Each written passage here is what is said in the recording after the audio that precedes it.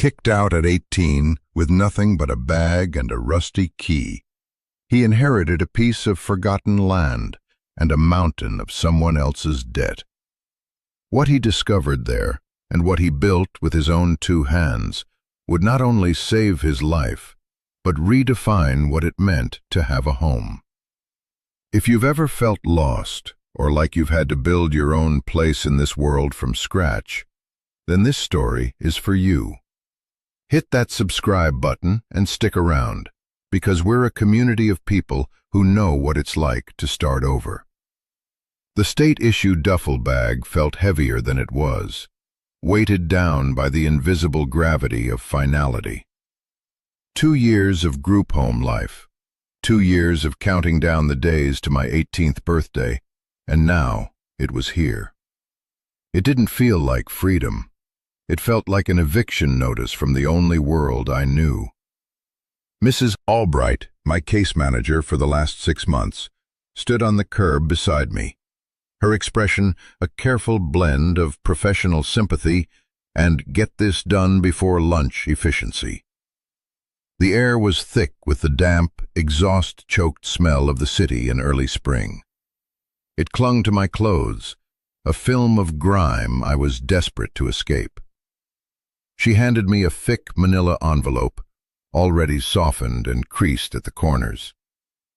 "This is it, Leo. Everything we talked about." Inside was my birth certificate, my Social Security card, a bus ticket with a destination I couldn't pronounce, and $243 in cash, the last of my state allowance. And then there was the other envelope, smaller, made of thick, creamy paper, sealed with a wax stamp that had long since cracked. My name was written on the front in a spidery, unfamiliar script. "That came for you a few weeks ago," Mrs. Albright said, gesturing toward it. "From a solicitor's office. It's about your grandmother's estate." I flinched at the word, grandmother. A ghost, a whisper. My mother had died when I was 4. My father had vanished shortly after, and my grandmother, Elena, had taken me in for a turbulent year before I was placed in foster care. I remembered a house that smelled of baking bread and damp earth, strong hands that were surprisingly gentle, and then a confusing blur of social workers and quiet rooms. I was told she couldn't care for me anymore. That was it. I hadn't heard a word since. "Her estate?" I asked, the words feeling foreign and absurd in my mouth. "I thought she had nothing." Mrs. Albright shrugged, a small, tired motion. "Apparently she had a piece of land, and according to this," she tapped a sheaf of official-looking papers stapled to the outside of the smaller envelope, "she left it to you, along with a significant lien against it. It's all in there, the deed, the key, the legal notices." A key, a debt, a piece of land somewhere in the middle of nowhere. It felt like a cruel joke. I was 18 years old, with $200 and a bag of hand-me-down clothes. What was I supposed to do with a lien? What even was a lien? "The solicitor, a Mr. Abernathy, his number is in there. He said to call him when you got settled." She glanced at her watch. "Your bus leaves in an hour, Leo. Good luck." And just like that, she was gone, her sensible sedan disappearing into the sluggish city traffic. I was alone on a concrete island, the sounds of sirens and car horns a familiar, oppressive soundtrack. I stood there for a long time, the manila envelope clutched in my hand, the weight of it growing with every passing second. The bus ticket was for a town called Havenwood. The name was another joke, a bitter irony that wasn't lost on me. I had no haven. I had a bus ticket, a mysterious debt, and a key to something I couldn't possibly keep. I opened the smaller envelope right there on the sidewalk, unable to wait. The key was heavy, old-fashioned iron, pitted with rust. There was the deed, a document yellowed with age, detailing a 5-acre plot of unincorporated land. And beneath it, a single folded sheet of that same creamy paper. Her handwriting. I knew it instantly. It was the same script that had been on the labels of the jam jars in her pantry. The letter was short. My dear Leo, if you are reading this, then I am gone, and you are a man. I am sorry for so many things. Most of all, I am sorry I had to send you away. It was not because I did not love you. It was because I did. The world is not always kind, and I had to make a hard choice to keep you safe. The land is yours now. It is not much, but it is a start. It is clean earth. There is a shelter there. It will be hard. You will be tempted to sell. There are wolves who will come sniffing around, dressed in suits. They will offer you what sounds like a fortune for your dirt. Do not listen. Your real inheritance is not the land itself, but what you can make of it. Survive the first winter. That is your only task. Everything you need to know, you will find there. Be brave. Your grandmother, Elena. Survive the first winter. It sounded less like a loving inheritance and more like a sentence. Wolves in suits. A shelter. It all felt like a storybook, a dark fairy tale I had no interest in living. My fingers traced the outline of the iron key. It was cold and sharp against my skin. The bus station was a cacophony of hurried announcements and the smell of stale coffee. I found my gate and sat down, the duffel bag at my feet, the envelope on my lap. The $243 felt like sand slipping through my fingers. It would pay for food for a few weeks, maybe. After that, what? The lien papers were dense with legal jargon, but the numbers were terrifyingly clear. $25,000, owed to a holding company I'd never heard of. It was an anchor designed to sink me before I even learned to swim. I could just not go. I could tear up the ticket, throw the key in the river, and disappear into the city's anonymous sprawl. I knew how to be invisible. The system had taught me that. But the letter. It was not because I did not love you. For 12 years, I had carried the story they gave me. I was abandoned, unwanted, a burden my own grandmother couldn't handle. It was a simple, painful narrative that had become the foundation of my identity. Her letter, as cryptic as it was, cracked that foundation. It offered a different story, one of sacrifice and protection. It was a story I desperately wanted to believe. The final boarding call for Havenwood echoed through the terminal. I stood up, slung the bag over my shoulder, and walked toward the gate. I didn't know if I was walking toward a home or a trap. All I knew was that for the first time in my life, I was walking toward an answer. The bus ride was a long, slow severing from everything I knew. The cityscape blurred and then dissolved into sprawling suburbs, which in turn gave way to flat, open farmland. The highway hummed beneath the wheels, a monotonous drone that vibrated through my seat. I watched the world change through the grimy window, each mile taking me further from the familiar cage of my past and deeper into an unknown wilderness. I tried to sleep, but my mind was a frantic loop of questions. Who were the wolves in suits? Why the $25,000 debt? What kind of shelter waited for me on this patch of dirt? The words from her letter echoed in my head. Everything you need to know, you will find there. It was a promise and a threat. The other passengers were ghosts, their faces illuminated by the pale glow of their phones. A mother and her child, a soldier in uniform, an old man staring out the window just like me. We were all in transit, suspended between a place we'd left and a place we had yet to arrive. I felt a kinship with them, a temporary community of the displaced. The bus driver, a man with a kind, tired face and a name tag that read Gus, caught my eye in the rearview mirror. "First time heading out this way?"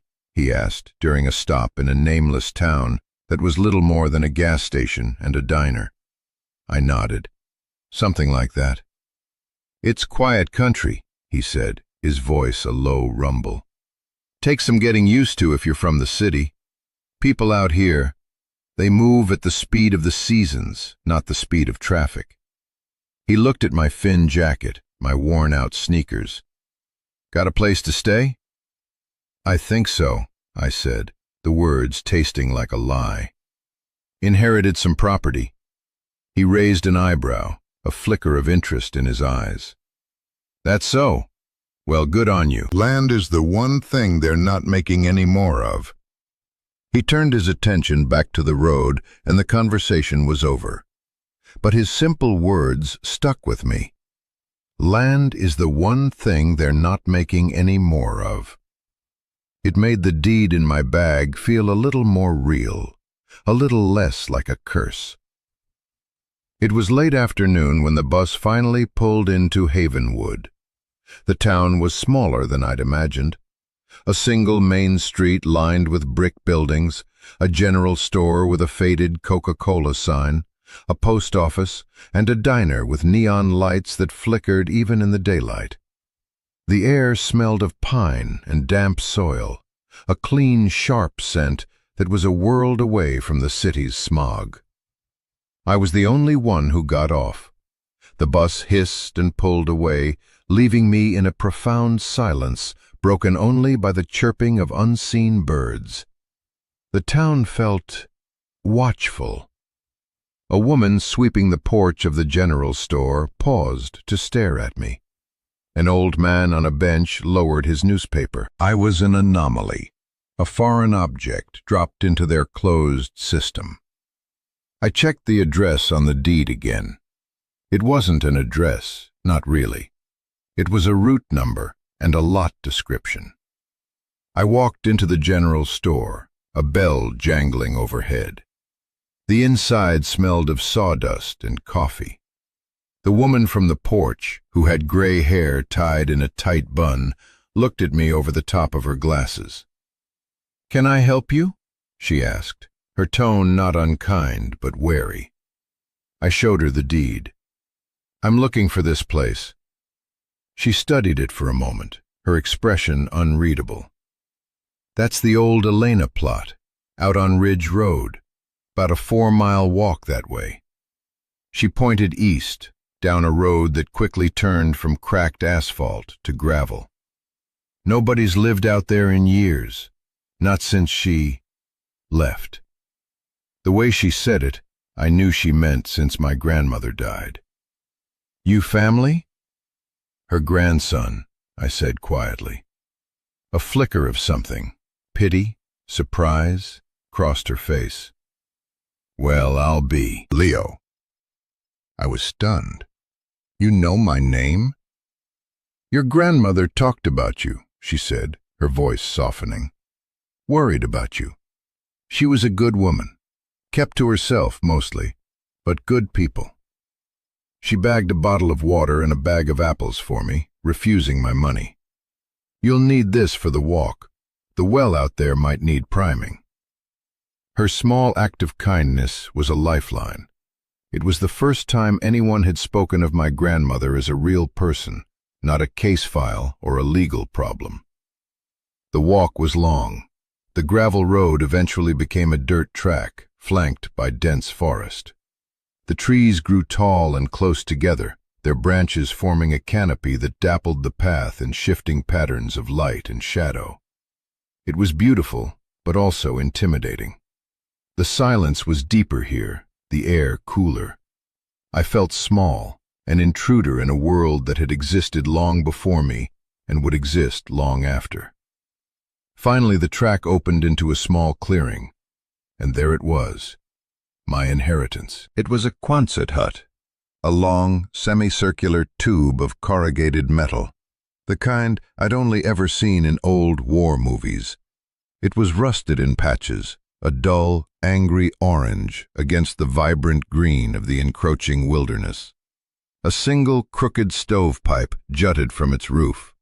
A few grimy windows were cut into the sides, one of them cracked.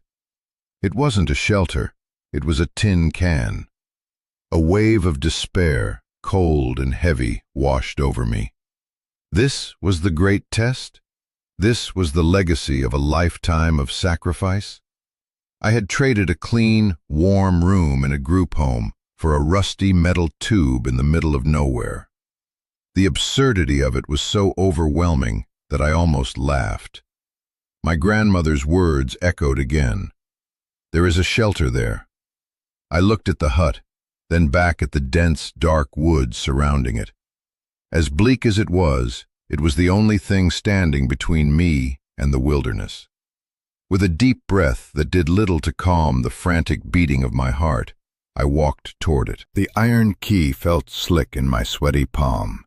I pushed it into the lock on the simple wooden door. It resisted, grated, and then, with a loud, protesting clunk, it turned.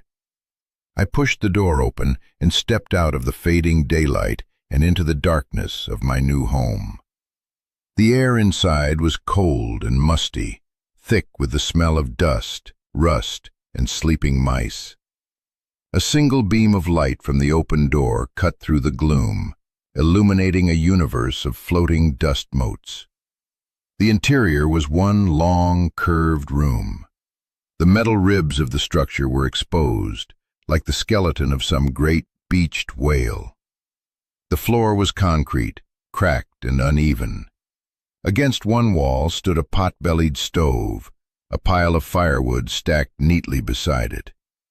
There was a simple wooden table with one chair, a cot with a thin, stained mattress, and a set of rough-hewn shelves holding a few tin plates, a single mug, and a small collection of books. It was the barest definition of shelter. It was stark and empty and profoundly lonely. I walked the length of the space, my footsteps echoing in the cavernous silence. I ran my hand along the cold, curved wall. The metal was damp to the touch. In the corner, a dark stain on the concrete floor showed where water had been leaking from the roof. This place wouldn't survive a single winter. It would be a frozen, dripping tomb. I felt the anger rising, hot and sharp. This was the protection she wrote about? This was her love? Leaving me to freeze in a metal shed while I was hounded for a debt I didn't owe? I wanted to scream. I wanted to punch the rusted walls. I wanted to turn around, walk the 4 miles back to town, and use the last of my money on a bus ticket to anywhere else. But I was exhausted. A deep, bone-weary exhaustion that went beyond the long walk or the sleepless night. It was the exhaustion of a lifetime of uncertainty. I sank onto the single chair, the wood groaning under my weight. I dropped my head into my hands. The silence of the hut pressed in on me. This was it. Rock bottom. A rusty hut on a patch of dirt nobody wanted. And then I saw it. Tucked away on the shelf, behind a row of books on edible plants and basic carpentry, was a small wooden box. It was simple, unadorned, but it was clearly out of place amongst the utilitarian clutter. It didn't look like something that had been forgotten. It looked like something that had been left. My heart started to beat a little faster. Everything you need to know, you will find there. I got up and walked to the shelves. My fingers trembled slightly as I reached for the box. It was heavier than it looked. I brought it back to the table and sat down, my breath held tight in my chest. There was no lock, just a simple clasp. I lifted it. Inside, nestled on a bed of faded velvet, were 2 things: a thick stack of letters tied with a simple string, and a leather-bound journal. The first letter on top was addressed to me. The handwriting was the same as before. Elena's. This was it. This was the next part of the story. I pulled the stack of letters from the box, my hands shaking so much I could barely untie the string. The paper was old, the ink faded in places. I unfolded the first one, my eyes scanning the familiar, spidery script. Leo, if you have found this box, it means you did not turn back. It means there is a part of you, a part of me, that is a fighter, that gives me hope. The words were a gut punch. She had known I would want to run. She had anticipated my despair. I read on, my world shrinking to the words on the page. I need you to understand why I sent you away. It is the great regret of my life, and the one act I am most proud of. Your father, my son, was not a bad man at heart, but he was a weak one. He got involved with some very dangerous people, a predatory lending outfit that masqueraded as a development company. They trapped him in debt, and when he couldn't pay, they used him. When your mother died, and he disappeared, they saw you as leverage, a way to get to him, or a way to get this land, which they've wanted for years. My breath caught in my throat. A development company. The wolves in suits. It wasn't a fairy tale. It was real. They threatened you, Leo. They made it clear that as long as you were with me, you were a target. The authorities were useless. These people were experts at staying just inside the law. I had a choice. Keep you with me and live every day in fear for your life, or send you away, into a system that was cold and impersonal, but safe, anonymous. I chose to let you go so you could live. It broke my heart into 1,000 pieces, a pain I have carried every single day since. I had to stop reading. I squeezed my eyes shut, but the tears came anyway. They were hot and bitter. 12 years of feeling abandoned. 12 years of believing I was a burden. All of it a lie. A terrible, necessary lie. The story I had built my life on had just been demolished. I wasn't unwanted. I was protected. I was loved so fiercely that my own grandmother had chosen a life of lonely grief just to keep me safe. I cried for the little boy who felt so lost. I cried for the teenager who had hardened his heart against the world. And I cried for her, for the impossible choice she had to make. After a long time, my sobs subsided, leaving me hollowed out and raw. I picked up the letter again. The lien, the $25,000, is what's left of your father's debt. They attached it to the property after I refused to sell. It's their leash, their way of forcing your hand. They will assume you are a desperate boy who will sell them 5 acres for the price of forgiving a fraudulent debt. Do not. Mr. Abernathy, the solicitor, is a good man. He was my friend. He knows the truth. He will help you when the time is right. But first, you must prove you belong here. You must make this place your own. The letter went on to describe the land, the well, the small garden plot she had tilled for years. And then it turned to the Quonset hut. The shelter is ugly, I know. It was all I could afford to put up quickly. It is a metal skin, but it has good bones. It will not keep out the cold as it is. But the earth remembers. Our ancestors knew how to build with what the land provided. On the eastern edge of the property, by the creek, you will find a rich deposit of clay, red and beautiful. The journal in this box will teach you everything you need to know about cob, about mixing clay, sand, and straw to make walls. You can give the hut a new skin, a thick, warm, breathing skin of earth. It will be hard work. It will take you all summer and into the fall. But if you do it, you will have a home that no storm can shake, and no winter can chill. And you will have earned your inheritance. Cob, clay, sand, and straw. I looked around the cold metal tube. The idea was insane, covering a whole building in mud? I was a city kid. I knew concrete and asphalt. I didn't know the first thing about building, let alone with dirt. I opened the leather journal. The pages were filled with her elegant script and detailed drawings. There were sketches of the hut, with thick, sculpted earthen walls wrapped around it. There were recipes for mixing cob, diagrams of how to test soil composition, notes on applying it in layers. It wasn't just a journal, it was a manual, a blueprint for survival, written in the language of love. The final pages of the journal contained records, dates, names, and amounts. It was a meticulous log of every interaction she'd had with the development company, Northwood Holdings. Every threatening phone call, every lowball offer, every veiled threat. She had been fighting them for more than a decade, and now the fight was mine. The sun had set, and the hut was plunged into a deep, profound darkness. I felt a chill that had nothing to do with the damp air.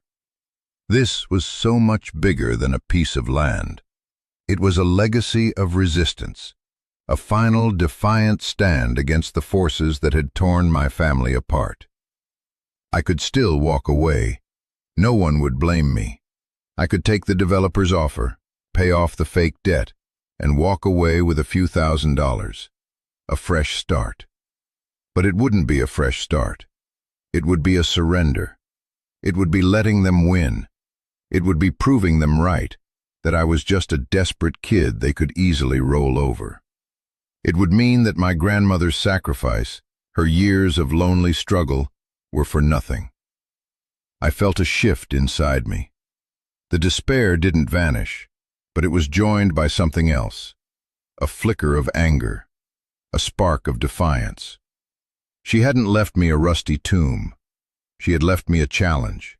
She had left me a set of instructions and the tools to fight back. She had left me a choice.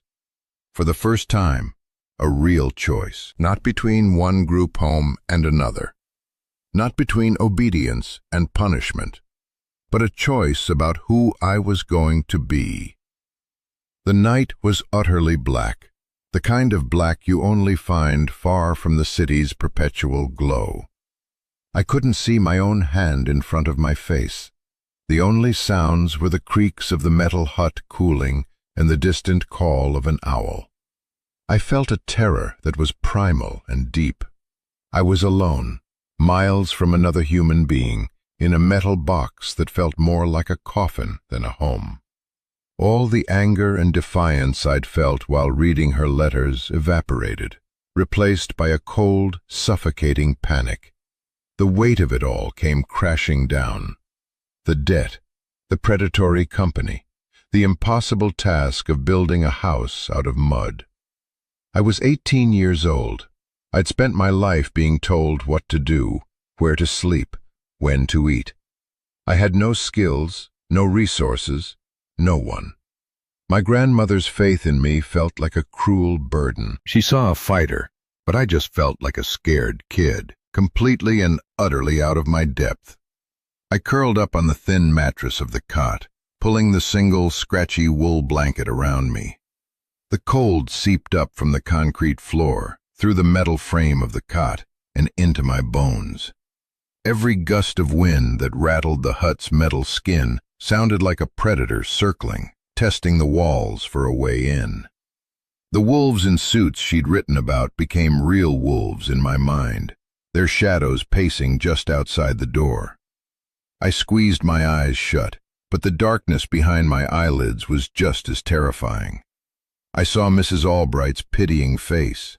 I saw the smirks of the older kids in the group home who called me charity case. I saw the blank, institutional walls that had been my horizon for years.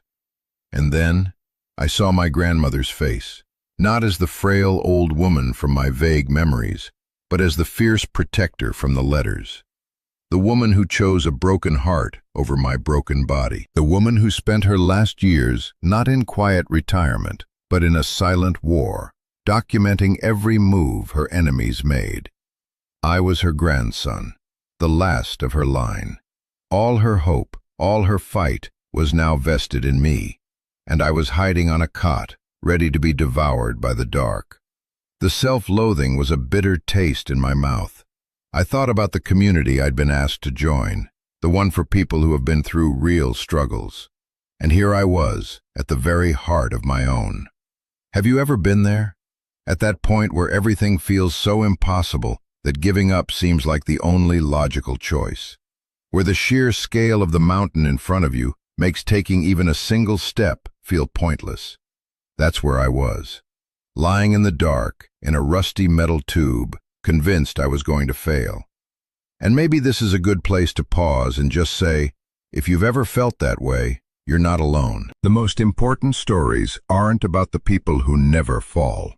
They're about the ones who find a reason to get back up. If this is hitting you, if you know this feeling, let me know in the comments. Your stories matter. Now, let's get back to the dark. I lay there for hours, adrift in a sea of fear and self-pity.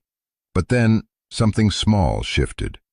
Maybe it was the memory of the woman in the general store, her simple act of kindness. Maybe it was the solid weight of the journal, a testament to my grandmother's resilience. Or maybe it was just the first pale light of dawn beginning to filter through the grimy windows, pushing back the absolute blackness. The world outside was no longer a formless, terrifying void. It was becoming a forest again. Trees took shape, their leaves whispering in the morning breeze. The hut was no longer a coffin, but a shelter that had, against all odds, gotten me through the night. I hadn't frozen, I hadn't been devoured, I had survived. It wasn't a victory, but it wasn't a complete defeat either. I sat up, the blanket falling away. The air was frigid but clean. I could do this, not all of it, not the whole house, not the legal battle, not the whole grand, terrifying future. But I could do the next thing. My grandmother's voice from the letter. Survive the first winter. That was the task. Winter was months away. Today, the task was smaller. Today, the task was just to begin. I got up from the cot, my body stiff and cold. I found the pot-bellied stove.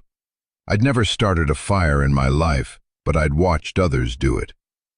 I used a page from one of the legal notices, a demand for payment from Northwood Holdings, as kindling. There was a grim satisfaction in watching their threats turn to ash. I carefully laid the firewood, just like I'd seen in a movie once. It took 3 tries, but finally, a small, hesitant flame caught. I nursed it, adding small twigs, blowing on it gently until it grew into a steady, confident fire. A small pocket of warmth began to push back against the cavernous cold of the hut. It was a tiny victory, but it was mine. With the fire going, I felt a surge of purpose. I grabbed the journal and a bucket I'd found in the corner, and I headed out the door into the crisp morning air. I was going to find that clay. The eastern edge of the property sloped down toward a narrow, fast-moving creek. The woods were thicker here, the ground soft with years of fallen leaves. I followed the sound of the water, pushing through ferns and undergrowth. And then I saw it, just as she'd described. A section of the creek bank had eroded, revealing a thick, rich vein of reddish-brown earth. It was completely different from the dark topsoil around it. I knelt down and scooped up a handful. It was cool and dense. I rolled it into a ball in my palm. It was smooth, pliable, and sticky. It was clay. I stood there for a long time, just holding it, the raw material of my salvation.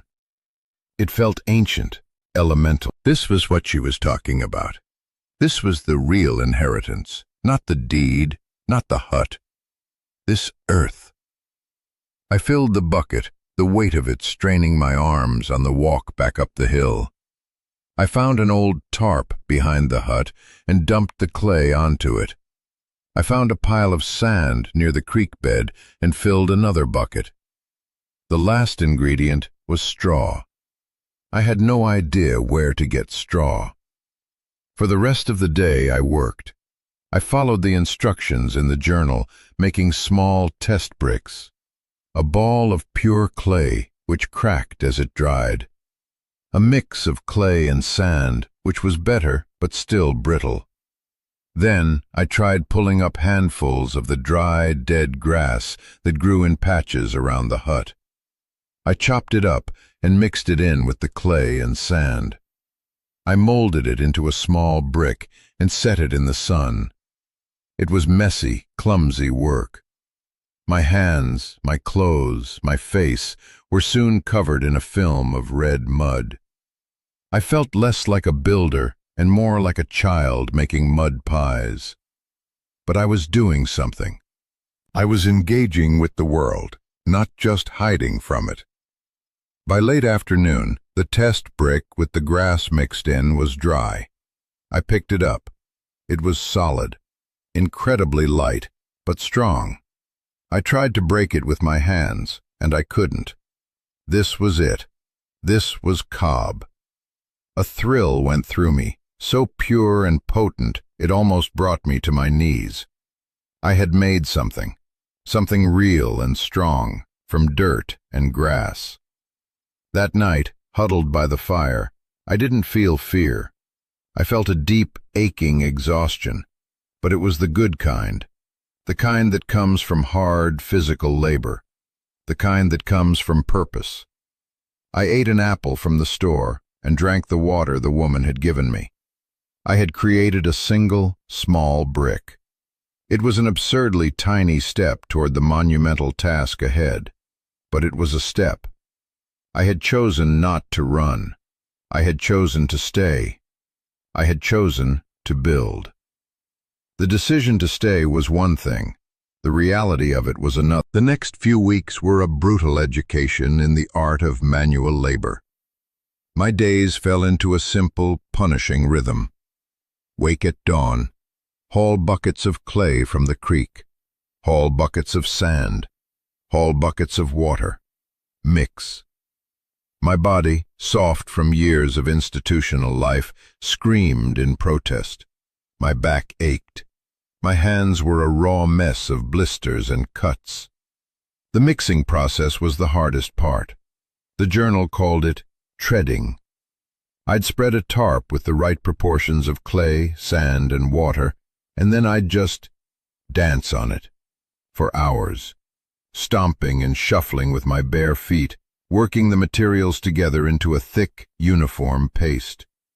Then I'd add the straw, chopped up dried grass, and tread some more. It was grueling, monotonous, and utterly consuming. At the end of each day, I'd have a pile of mud. My reward was applying it to the hut. I started on the north wall, the one that would bear the brunt of the winter wind. I would grab a loaf-sized lump of the cob and slap it against the corrugated metal.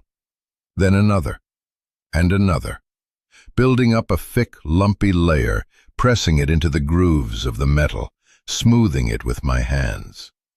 It felt ridiculous. I was literally throwing mud at a wall. Some days, the despair would creep back in. I'd look at the tiny patch I'd completed, and then at the vast, curving expanse of the rest of the hut, and the task would feel impossible again. I was one person, with two hands, trying to build a mountain. On those days, I'd force myself to read from my grandmother's journal. Her voice, calm and steady, would cut through my panic. Do not look at the whole wall, Leo. Look only at the next handful. The wall will build itself, one handful at a time. She was right. I learned to narrow my focus. Not the house, Not the wall, just the next lump of cob, just the next step in the dance. Slowly, painstakingly, a section of the north wall began to disappear under a thick, undulating layer of reddish-brown earth. It looked strange, organic, like the hut was growing a new skin. One afternoon, a pickup truck I didn't recognize rumbled down the dirt track and stopped near the hut. A man in his late 50s, with a kind face and wearing a slightly rumpled suit, got out. "Leo?" he asked, extending a hand. "I'm David Abernathy, your grandmother's solicitor." It was the man from the letter. I wiped my muddy hand on my pants and shook his. His grip was firm. He looked at the hut, at the section I had covered in cob, and a slow smile spread across his face. "Well, look at that. She said you were a fighter." We sat at the simple wooden table inside, and for the first time I felt the difference the cob made. The sun was beating down on the metal roof, and while the uncovered sections radiated heat, the area near the cob-covered wall was noticeably cooler. It was working. Mr. Abernathy laid out the legal situation in plain, simple terms.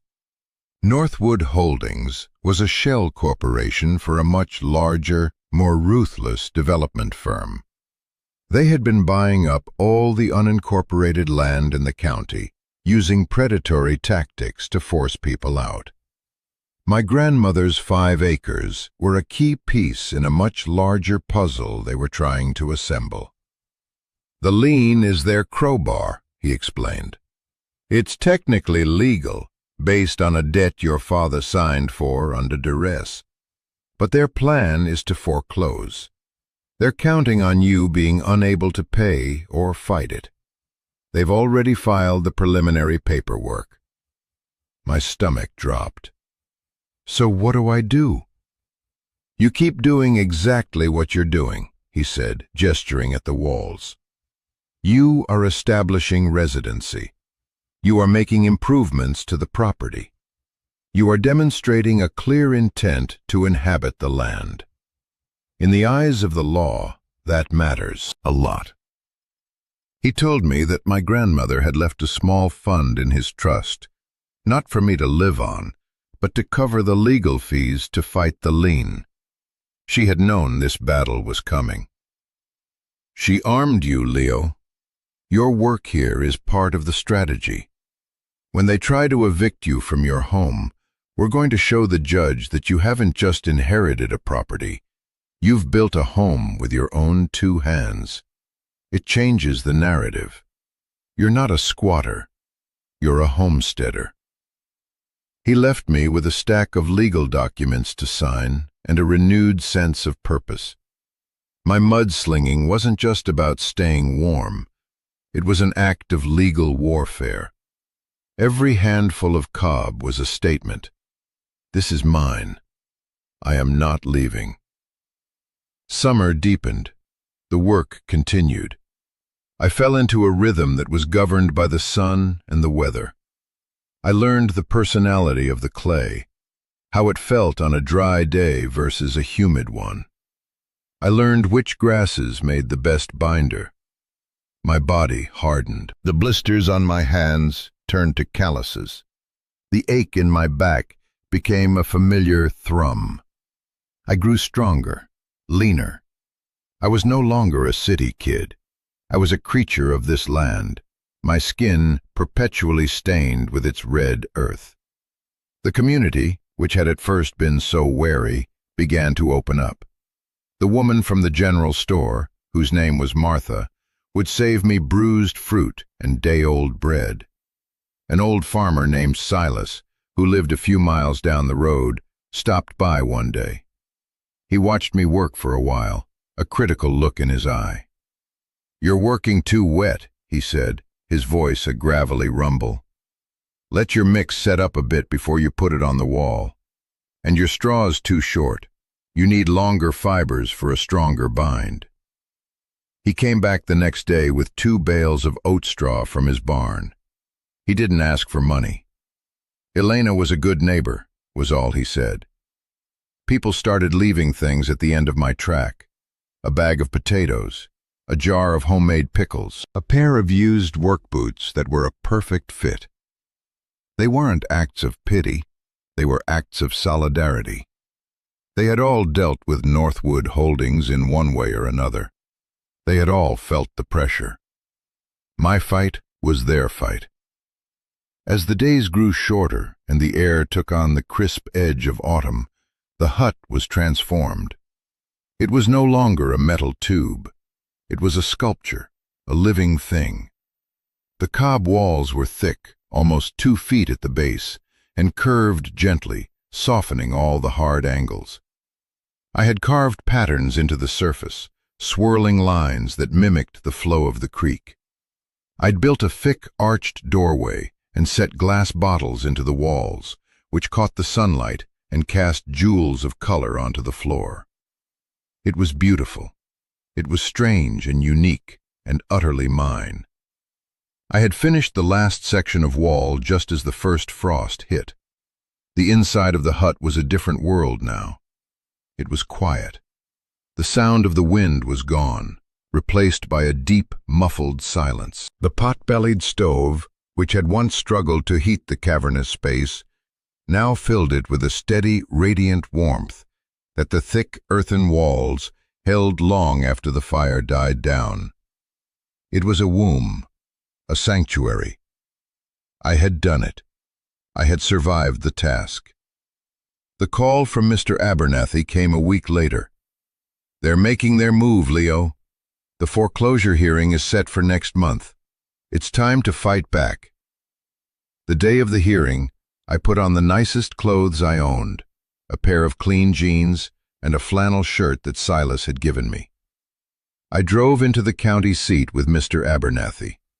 The courtroom was small and formal.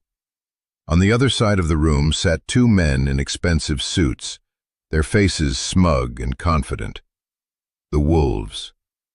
The judge, a stern-looking woman named Judge Carmichael, read the details of the case. Northwood Holdings versus Leo Vance. A simple matter of an unpaid lien. Their lawyer stood up and made a simple argument. The debt was valid. The defendant had not paid. They were legally entitled to the property. It all sounded so clinical, so final. Then it was Mr. Abernathy's turn. He didn't argue about the debt. Instead, he started telling a story. He told the story of my grandmother, of her love for her grandson, and the impossible choice she had to make. He presented her journal as evidence, the meticulous record of their harassment. He talked about the predatory nature of their business, showing a list of a dozen other families in the county who had lost their land to Northwood. And then he put up a picture on the courtroom monitor. It was a photo of the Quonset hut as it was when I arrived, rusty and derelict. "This is the property Northwood Holdings is trying to claim," he said. "A worthless, abandoned structure on a piece of overgrown land." Then he put up a second picture. It was a photo I had taken just a few days before. It showed the transformed hut, its warm, sculpted earthen walls glowing in the afternoon sun. A thin curl of smoke rose from the chimney. It looked like a home, a real home.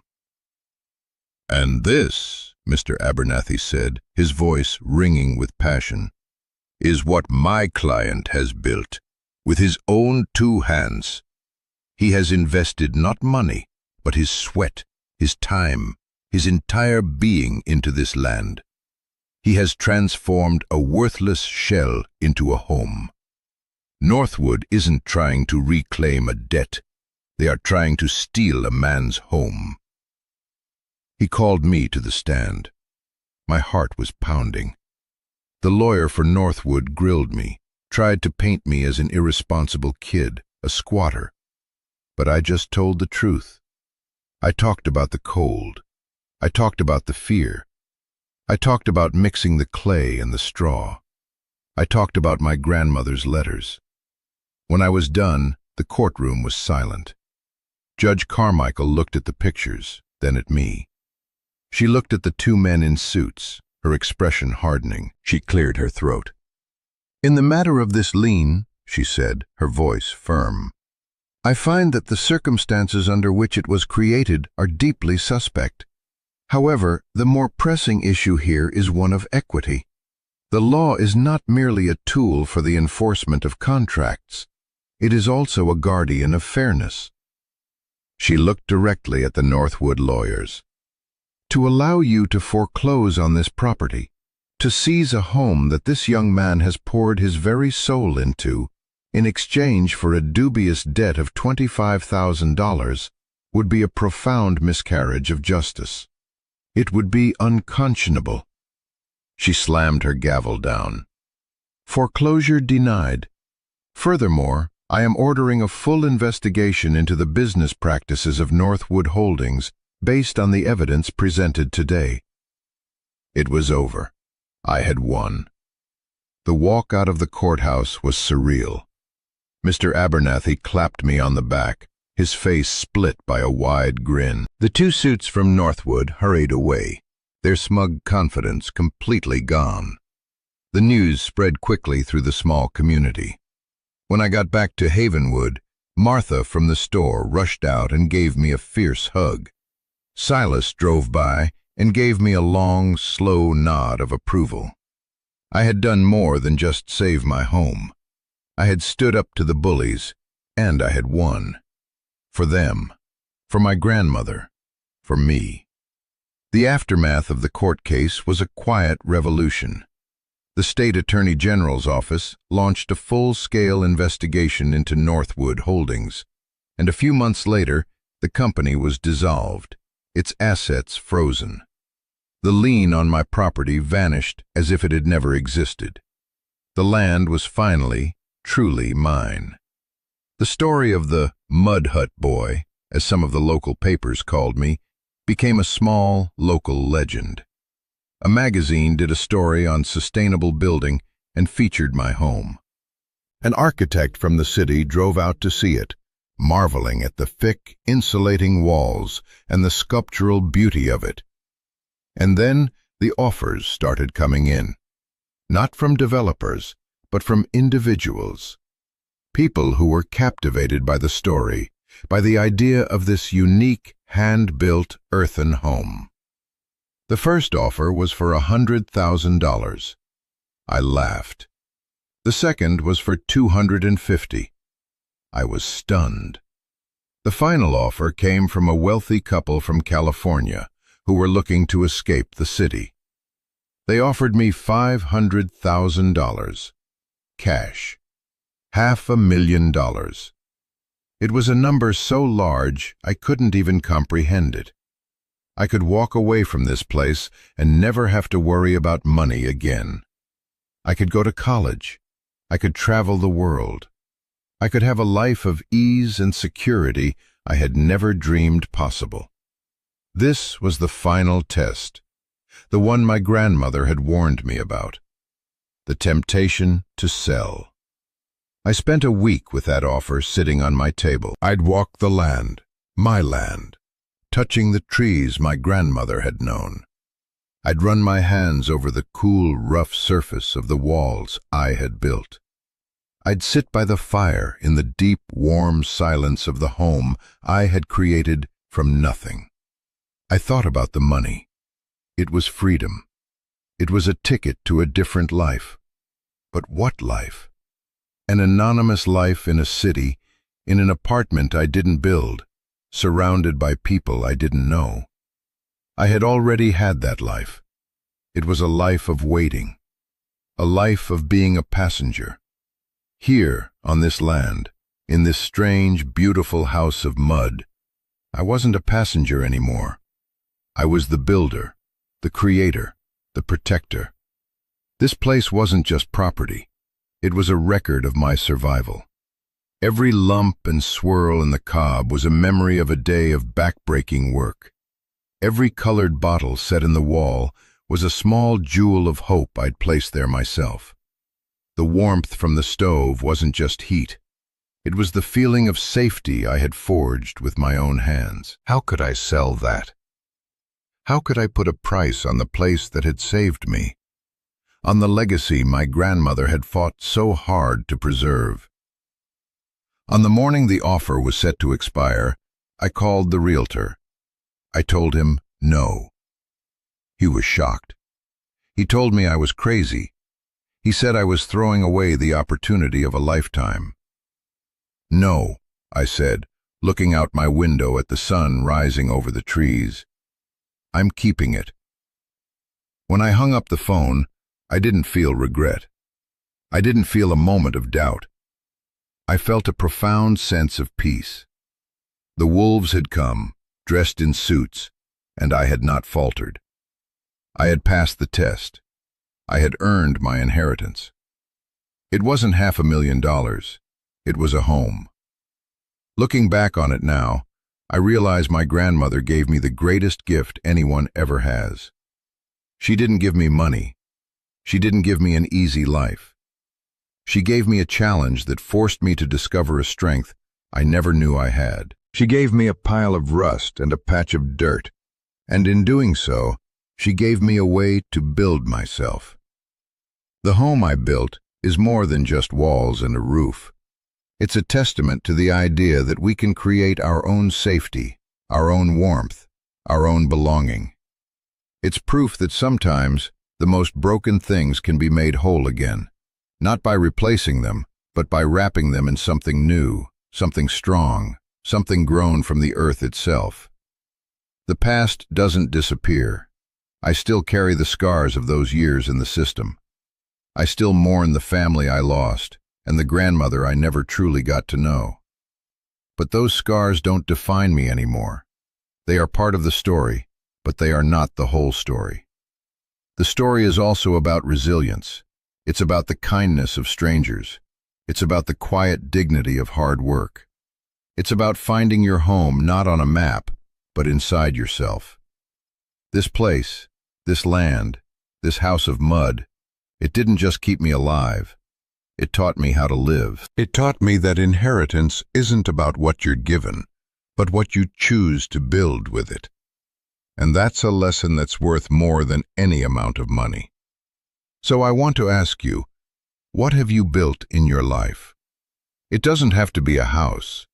Maybe it's a friendship you nurtured, a skill you mastered when everyone said you couldn't, or a sense of peace you fought for in the middle of chaos. We are all builders. We are all survivors. Thank you for letting me share my story with you. If it resonated, if it made you think about your own journey of building a life, please hit that like button and subscribe.